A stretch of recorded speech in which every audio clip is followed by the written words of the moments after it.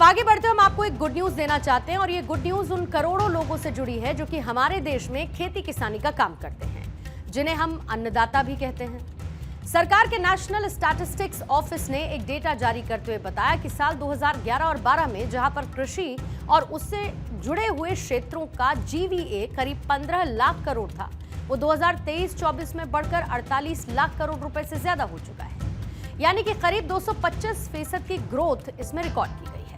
अब जीवीए क्या है?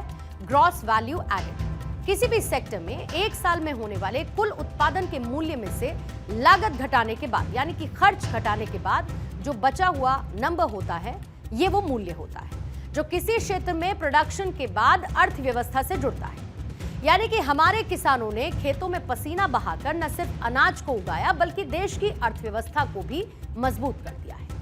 उत्तर प्रदेश, जो कि देश का एग्रीकल्चरल प्रोडक्शन में 70% का हिस्सा देता है, 17% कंट्रीब्यूट करता है, इस क्षेत्र में लीडर बना है। इसके बाद है मध्य प्रदेश, पंजाब, तेलंगाना और फिर हरियाणा। ये आंकड़े बताते हैं कि हमारे किसान, खासकर उत्तर भारत के, देश की खाद्य सुरक्षा और अर्थव्यवस्था के लिए कितने महत्वपूर्ण हैं।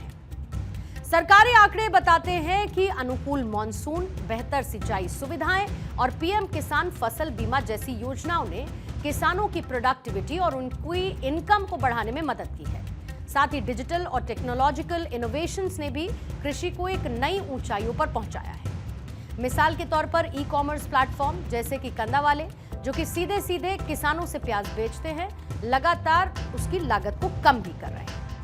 एग्रीकल्चरल फील्ड में यह विकास सिर्फ एक माइलस्टोन की तरह है।